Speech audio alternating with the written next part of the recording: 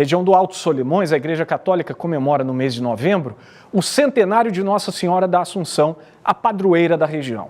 Uma peregrinação fluvial em homenagem à santa reúne frades, capuchinhos e indígenas nos rios e igarapés da região. A fé e devoção em meio à floresta amazônica. À frente da canoa vai a imagem de Nossa Senhora da Assunção, padroeira do Alto Solimões.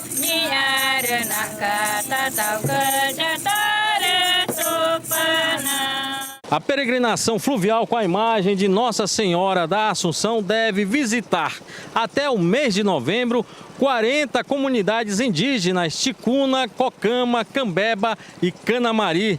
Durante as viagens, os índios e os frades rezam e cantam, pedindo a proteção da Virgem Santíssima. Para a Igreja Católica, a integração com os povos indígenas reafirma o respeito às suas tradições culturais. Muitas dessas comunidades nos igarapés são muito abandonadas mesmo. E a presença nossa de missionários ticunas e indígenas que chegam todo mês visitando a comunidade leva esperança, vida nova e um trabalho novo com as crianças, principalmente tentando lutar contra as drogas e o alcoolismo que estão afetando demais as comunidades indígenas. A chegada da caravana religiosa à comunidade Piranha foi acompanhada por uma procissão até a igreja Ticuna. A celebração bilíngue encanta pela força da oração. Ele reza em cada casa e cada noite. Aí que vai evangelizar mesmo a palavra de Deus. Os cantos são na língua nativa.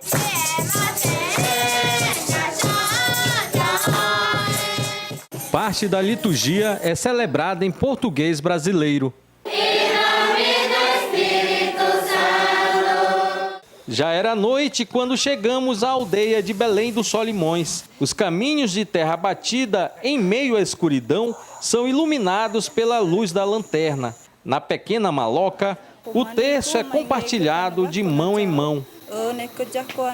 Para esses missionários capuchinhos, a fé em Maria supera qualquer obstáculo diante da valorosa missão de evangelizar em locais remotos do Brasil. É difícil, né? As pessoas têm que estar aqui por vocação e buscar cada vez mais ajudar, ir para onde não quer ir.